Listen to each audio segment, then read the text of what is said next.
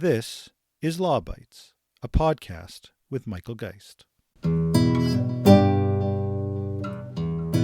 Breaking news, Rogers Communications is looking to shed jobs, reportedly offering buyouts to half its 25,000 employees. A company spokesperson told the Globe and Mail Rogers is taking steps to adjust its cost structure to reflect the business realities of the current environment. Some business units won't be eligible for the offer, including on-air talent, Sportsnet employees, and union workers. The Rogers announcement that you heard in the opening clip is really just the tip of the iceberg of developments involving one of Canada's dominant communications companies. Rogers has seen rising consumer complaints. It's cutting capital expenditures, increasingly pivoting towards sports and media, and now looking to dramatically cut its workforce. 3 years after the Rogers-Shaw merger, is this simply the predicted outcome of allowing that merger to go through? Is it a function of AI in a changing marketplace? What role does regulation play in it? And what of the political promise to watch Rogers like a hawk? To help answer those questions, I'm joined by Peter Nowak, a veteran telecom journalist. Peter has covered the industry, worked in the industry, and now publishes Do Not Pass Go, a regular newsletter and podcast focused on competition, monopoly, and corporate concentration in Canada. Peter, welcome to the podcast. Thanks, Michael. It's great to be here. Yeah, it's really great to have you. We've known each other for a long time in your many lives as a journalist, and then time with Tech Savvy, and now publishing Do Not Pass Go, which is a regular newsletter and podcast focused on competition, monopoly, corporate concentration issues in Canada. And, I have to say, as far as I know, it's really, I think, the only journalism venture in the country that's been so focused right now on that beat, with that particular emphasis, especially on telecommunications. So with all of that background, you're really an ideal person, I think, to talk about some of the recent events that have arisen, I think in many ways structurally in the telecom market in Canada, in particular with Rogers. You wrote a piece that caught my attention, I think many others, described as Rogers becomes a tire fire. And it was triggered by the latest CCTS complaint numbers. But it came the same week as Rogers cut capital spending, offered buyout packages to roughly half of its 22,000 employees. There's a lot there. Why don't we get us started by saying, what does that 1 week convergence of all of those kinds of data points, in a sense, actually tell us? And, what's the underlying story that you see taking place several years after the big merger, the Rogers-Shaw merger, closed? Yeah, well, first up, I just want to say I think you are right. I do have a monopoly on focusing on monopolies, ironically. But yeah, in regards to Rogers, I think when you put all of these news events together over the past week, it's really painting a picture of a company that seems to be almost too big to care. As in, it doesn't care about customers. It doesn't care about regulatory or government scrutiny or action. And there's probably good reason for that because, this has been the case for years and years and years, is that consumers in Canada really don't have much of a choice when it comes to a lot of the products and services that Rogers does offer. And there certainly hasn't been any indication, at least for the past years, 10 years, that any policymaker is really going to do anything serious to change that. Now, the Shaw merger, I think, was really the final word on that because it was opposed by literally everybody in the country who didn't stand to profit off of it in one way, shape, or form. And that was including, of course, the Competition Bureau and the government's own industry committee. And yet the federal government went ahead and allowed it anyway. So Rogers, and basically you can include Bell and Telus in there, is they can really do anything that they want, and it doesn't seem to matter. That should be concerning for consumers and for the employees at these companies, and also I think for investors as well. Yeah. Well, why don't we start with that consumer side in particular? So the CCTS numbers, the Commissioner for Complaints and Telecommunication Services. Hopefully I have that acronym right. Television is in there too. Is it? Okay. It's always hard to keep track. Yep. There's all, the numbers that are out are really something. Roger Shaw complaints up 95%, Fido up 155%, and Rogers now accounting for 44% of all telecom complaints in the country. That's a pretty big change. Perhaps you just answered it by saying that they're too big to care, but what's driving some of this, at least at a more granular level? Is it billing issues, service issues? Is this about the post-merger integration, or is it basically all of the above? Yeah, so the numbers that were released last week, they were this was the CCTS's mid-year update. I believe it was covering was it August, beginning of August 2025 to the end of January this year, I believe it was. And so those numbers actually come on top of three record numbers or three annual reports by the CCTS showing record complaints 3 years in a row. I had the CCTS Commissioner Jose Bidal Thibault on my podcast in January, and we talked about those 3 straight years of record complaints. And her explanation of it was that she believes people are becoming more, or people are just generally more sensitive to telecom issues now because of the larger cost of living crisis. And I do think that that's part of it. The people are very aware of what they're spending on everything, and they're becoming very sensitive to any sort of price increases, whether it's groceries, whether it's telecom bills, etc.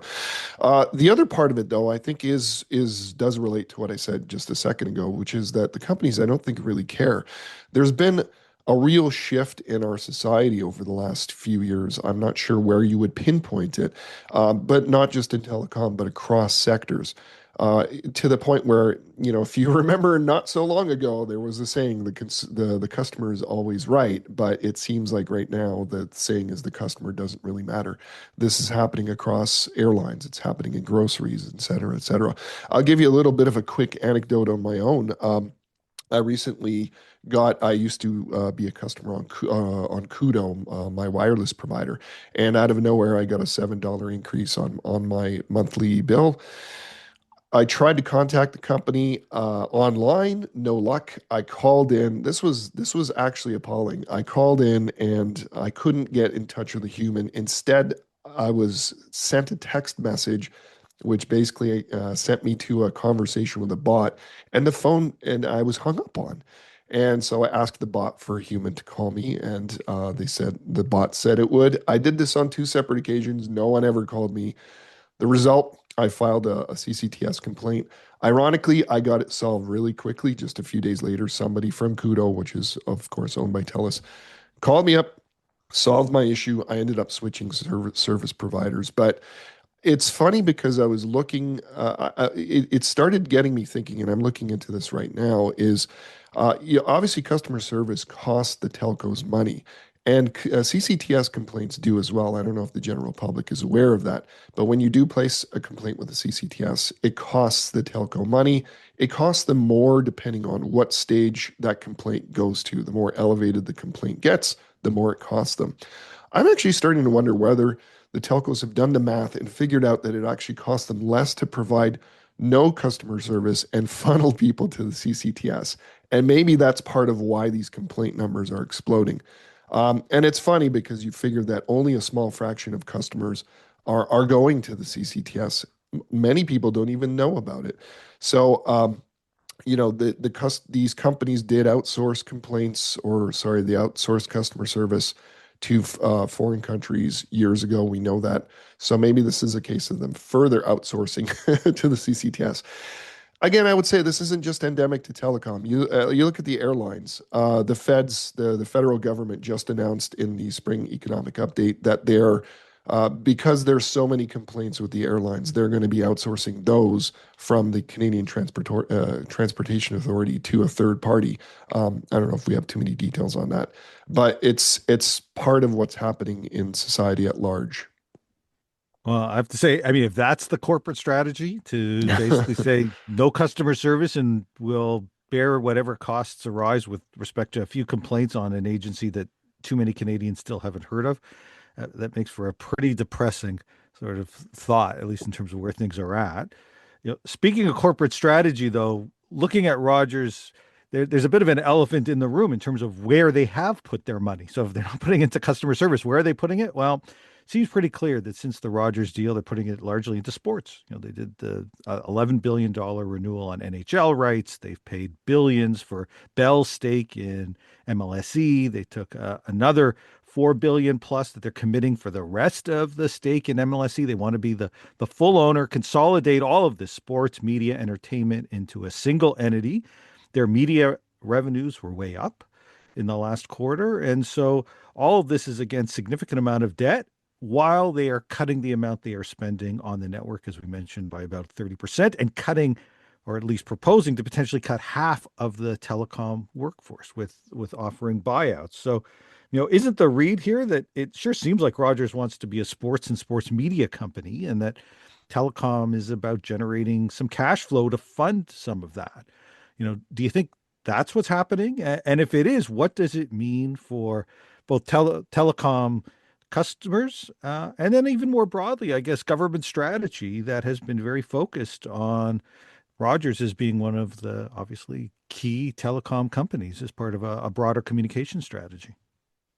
Yeah, there's no doubt that sports is the focus here. Now, Rogers has indicated that it doesn't want to buy the rest of MLSE that it doesn't currently own, which is about 25%. I think they're planning to do that this summer.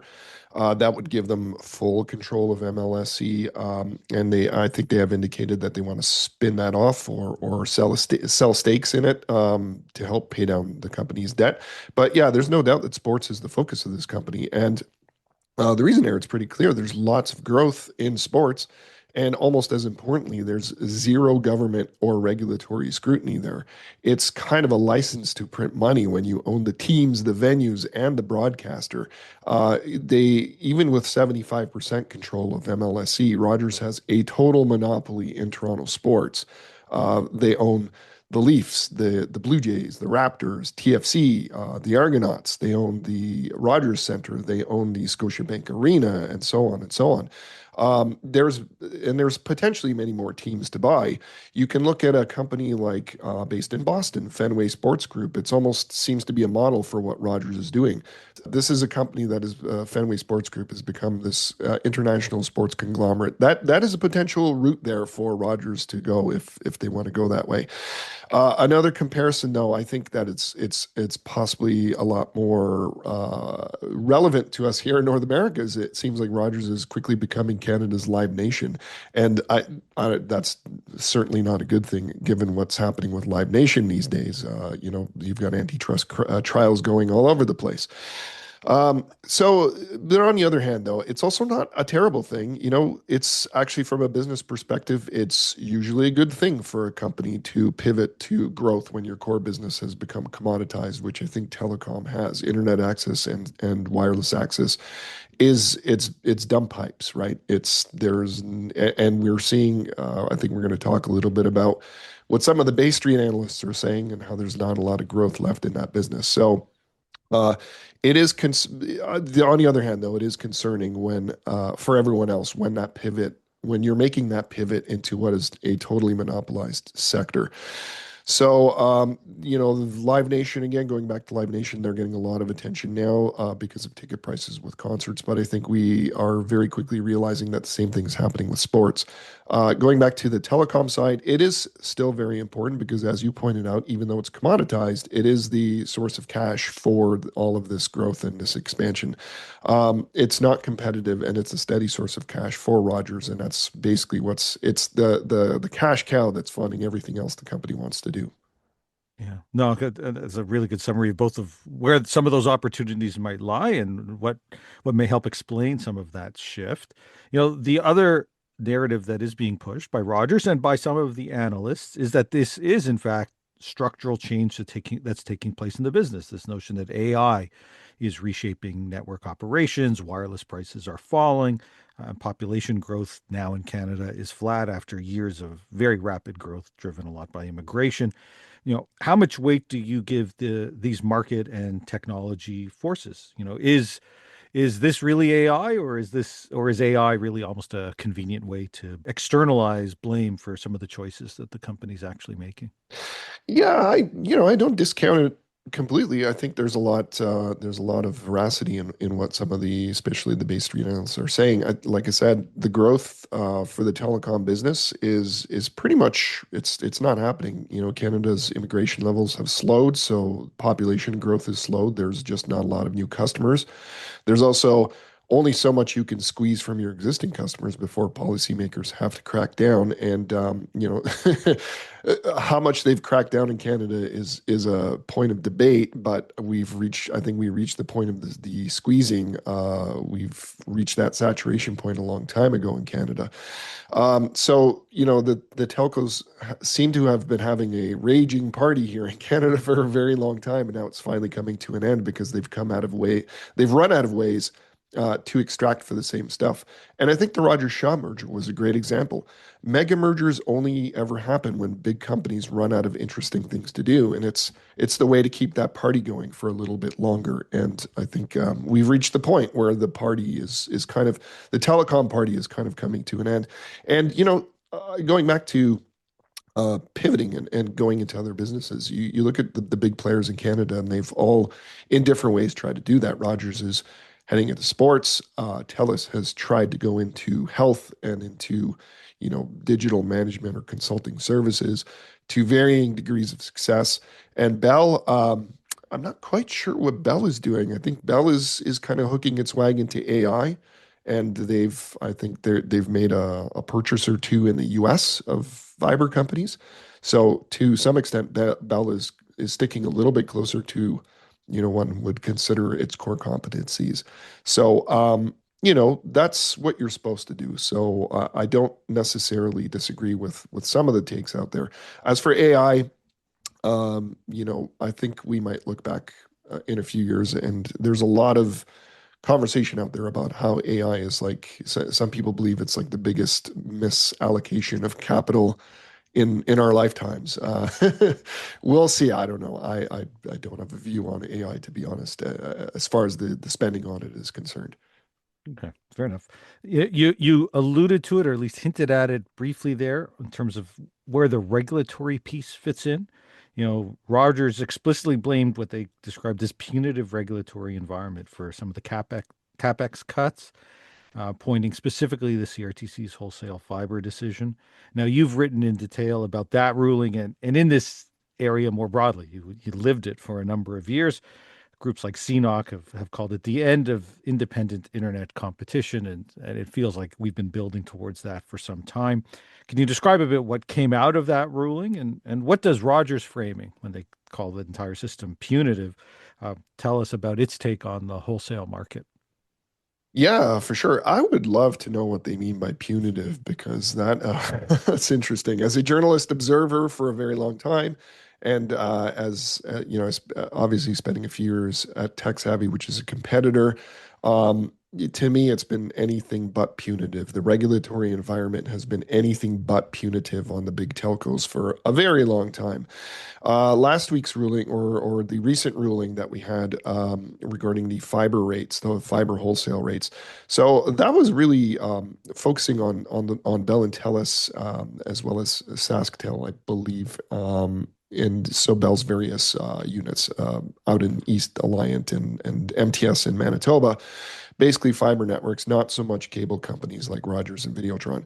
Um, Essentially, what happened there, why CNOC basically declared that ruling to be the death of independent internet competition, is because the CRTC decided to leave those fiber wholesale access rates high. And just for the uninitiated, wholesale access rates are extremely important because they affect directly and indirectly what pretty much every Canadian pays for internet access.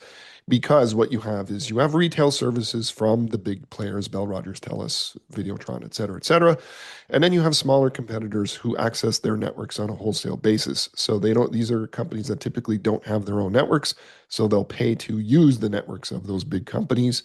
And the CRTC sets those rates that they pay the bigger companies. And so with fiber networks are I guess they're not really new anymore, but they're, relatively new. The CRTC initially set rates, access rates to those networks that were generally owned by telephone companies, Bell Telus. They set them quite high years ago, basically not to allow those companies to recoup the billions of dollars that they had spent building those networks. Sure enough, but that doesn't really help out the competition. It doesn't help out the competitive forces. It doesn't allow the independents to access those networks and then sell services that are, affordable to their customers. So that's what CNOC is basically saying is they left those rates high. It's not going to allow them to sell services at reasonable rates to customers, and that's bad news for them. So it's interesting because that ruling really was applicable to the phone companies, Bell and Telus. It didn't really affect Rogers because we're not talking about the wholesale access rates to cable networks like what Rogers has. But Rogers has been winning there for at least 7 years because the cable wholesale rates are still out at sea. And the very important thing about that is that the majority of Canadian internet subscribers are still on cable. So if you want to go further, since 2015, the federal government has handed out in excess of $7 billion in broadband funding and subsidies, and much of that has been hoovered up by the big companies. Further, Rogers got to take over Shaw. So it is funny that they still complain about a punitive regulatory environment. What they call punitive, some people I think would call petulant. Fair enough. Yeah, I think that many would have a sort of a double take with that kind of description. You're right. Why don't we turn to the one other really big issue that in some ways feels like has sparked much of what's happened over the last number of years, and that is, of course, that Rogers Shaw merger.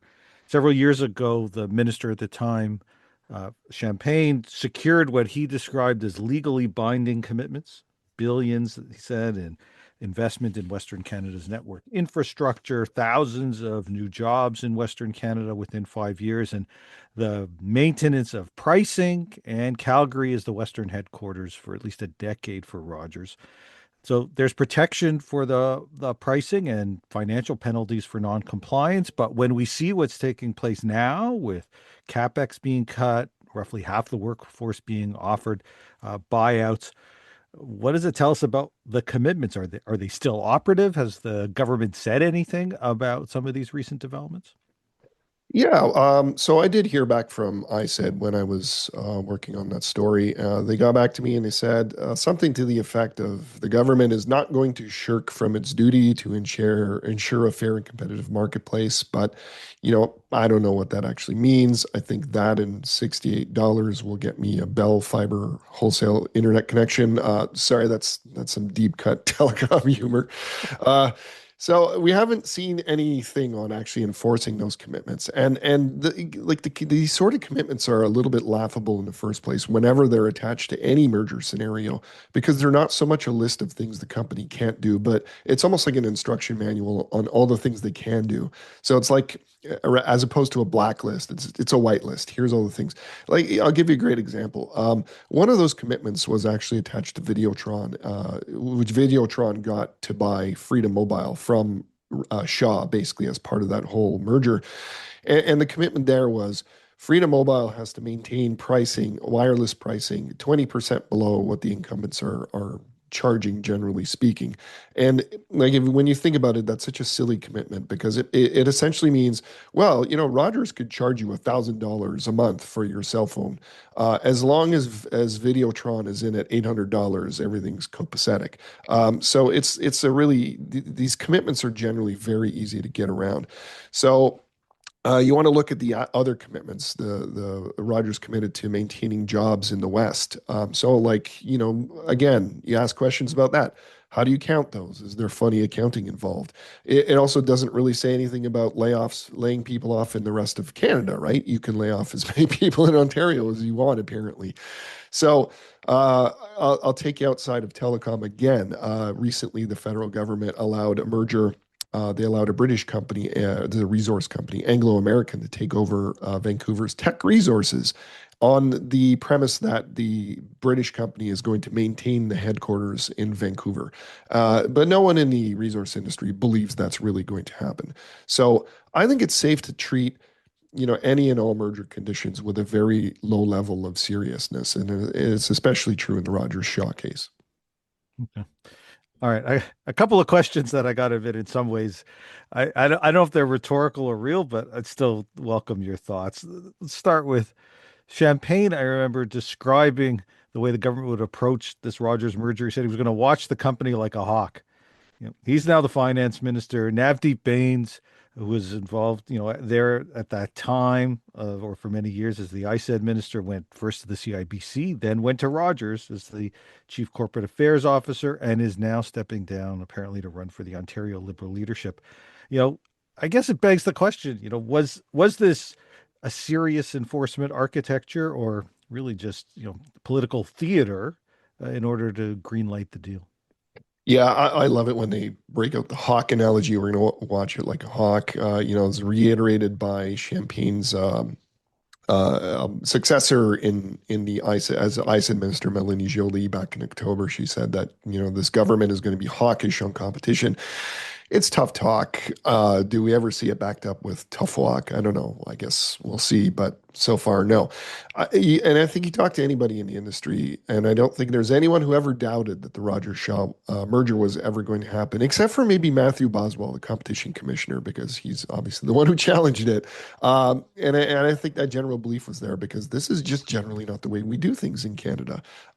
Maybe Boswell thought he could defeat this merger because he's somewhat of an idealist, which I think is admirable. But yeah, there's a real revolving door problem here. I mean, at one point in time, this is actually it was pointed out to me the other day. And I had never actually realized this, but there was a point in time where the deputy finance minister was Michael Sabia, who's a former CEO of Bell, the industry minister of Navdeep Bains, who went on to work at Rogers, and the CRTC chair was Ian Scott, who was a former TELUS executive. And just to add on to that, the mayor of Toronto was John Tory, who was literally moonlighting on the Rogers Trust while he was mayor. So going back to how is this a punitive environment for telcos? Anyways, opposition MPs raised concerns when Navdeep Bains took that Rogers job in 2023. And I think they're going to rightfully raise those same concerns as he looks to lead the Ontario Liberals. What's interesting, though, is that part of the spring economic update that the federal government just delivered, there's a whole of government competition strategy that was part of that. And we're going to see, the old cliche has already been hauled out. The devil is in the details, which we don't have details on that as of yet. But as it stands, given that situation and given that revolving door, that long history of revolving doors, I don't think that whole of government competition strategy is starting out with a lot of credibility, but we'll see how it goes. And I think if they are really serious about improving the competitive situation in Canada, not just in telecom, but in general, the obvious place to start is with that revolving door. Yeah, no, I think that's a fair point. In terms of the credibility of that plan, I mean, part of the question I think around credibility is that if we go back several years, to go back to telecom space and then particularly the merger, you had, as you mentioned, Competition Bureau with Matthew Boswell, you had the committees that examined this, independent ISPs, academics and experts who study this, saying that this was the outcome or the predicted outcome. Higher concentration, weaker independence, higher pricing, and commitments at the end of the day wouldn't really make much of a difference. We're 3 years later, so is what we are watching basically the foreseeable or even really foreseen end game for what the results or the effects of this merger was likely to be? I think so. It's literally the chickens coming home to roost. I think you'd be hard pressed to find any mega merger in history that has delivered positive results for consumers and affected um, that have delivered positive results for consumers and affected employees. I'm sure there's the exception, but they're rare, if not impossible to find. It's really interesting because I spoke recently with Lawson Hunter, who used to work at Bell, but more importantly, he was the chief architect of the Competition Act that we have, our main competition law here in Canada. And one thing that he said that was really interesting to me was he said that something along the lines of, competition law is not supposed to be fair. When you look at this in the context of mega mergers, and when you look at it in the context of how companies behave, companies are going to company, oligopolies are going to oligopoly, monopolies are going to monopoly. None of the competition law is supposed to really look at fairness or deal with fairness. That is literally the government's job. So ultimately, the buck eventually goes to the government. And if anything's going to change, the government, I think it's got to start with the government. Not Okay. that we need a change in government. I'm just saying that the government itself needs to change its attitude towards this sort of thing. Okay. I mean, that provides a really nice segue to where I think where I wanted to close, which is, given where we're at, what, if anything, can the government, can policymakers do to meaningfully change the trajectory that you've been describing? I mean, it's specifically around telecom, but we could think of it, I suppose, more broadly. Are there policy levers that they still haven't pulled, or is the practical answer that, we saw this coming, and so, you made your bed, and Canadian consumers are basically going to have to lay in it? Yeah, I think so. As I'm comfortable as a journalist to just observe and report, and this is as maybe as strident as I get on this stuff, but and there are certainly much smarter people than I who can prescribe to solutions or can prescribe solutions, and I love speaking with them. If anything, any of my views are basically arrived at from speaking with them. When it comes to telecom, specifically, I think policymakers already know the answer and it's right in front of them, and they're just sort of being dragged kicking and screaming into it. And that is wholesale. Building exclusive networks is as dumb as building multiple airports. It's expensive and impractical. Just like, a city like Toronto, although we have one big airport, one small airport, it doesn't make sense for Toronto to have six competing airports, even though that would probably drive down the price of flights. Uh, the CRTC has acknowledged this, and they're creating a system now where they're encouraging Bell and Telus to sell internet service across each other's networks in their opposing territories. And the same is true on wireless, where they're encouraging mid-sized cable companies like Cogeco to become mobile virtual network operators, and basically where you use the big three's networks to develop your own service and networks and so on. Uh, and in both cases, though, they're actively discouraging or maybe even trying to kill smaller independent providers. And I don't really know why this is happening, but I think they became convinced that maybe that these smaller operators are fly-by-night operators that can't be relied on for long-term competition. I don't know. It's certainly true in some cases, but they're also, I think the CRTC is also going to learn that if they focus on these big players, becoming some sort of wholesale-based competitors, that's not going to work. It might in the short term, but these guys have every incentive to achieve equilibrium, and then any competition on price or whatever that we might be seeing now. I think it's fair to say that the prices on wireless have come down somewhat over the past few years, but I don't think anybody believes that that's long-term or sustainable. So I'm not an economist, but it's basic economics. Big players do not compete, they equalize. So whether or not you trust small players to be in it for the long term or not, you need them because some of them do in fact compete. And that's what creates better outcomes for customers and employees and even investors.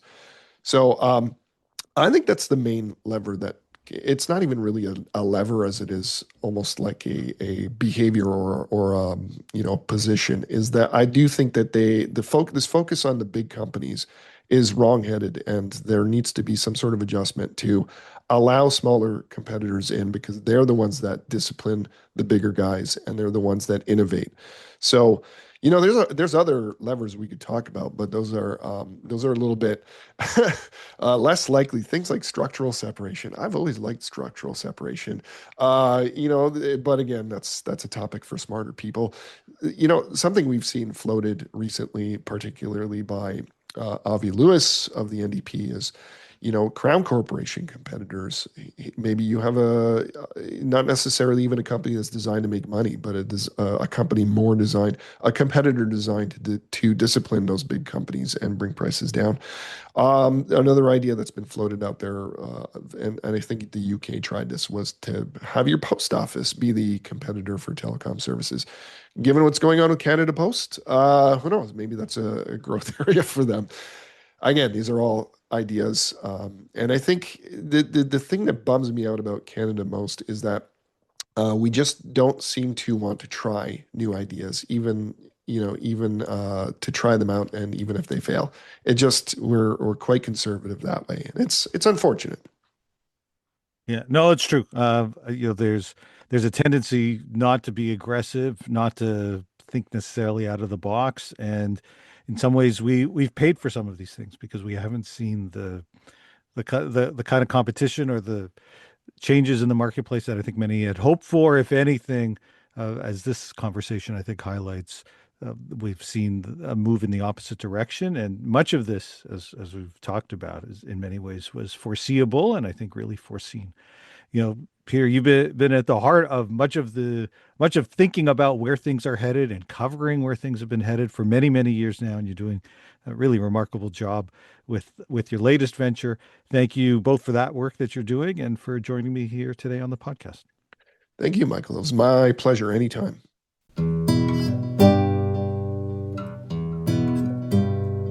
That's the Law Bytes podcast for this week. If you have comments, suggestions, or other feedback, write to lawbytes@pobox.com. That's LAWBYTES @POBox.com. Follow the podcast on Twitter @LawBytesPod, or follow Michael Geist @MGeist. You can download the latest episodes from my website at michaelgeist.ca, or subscribe at iTunes, Google, or Spotify. The Law Bytes podcast is produced by Gerardo Lebron Laboy. Music by the Laboy brothers, Gerardo and Jose Lebron Laboy. Credit information for clips featured in this podcast can be found in the show notes at michaelgeist.ca. I'm Michael Geist. Thanks for listening, and see you next time.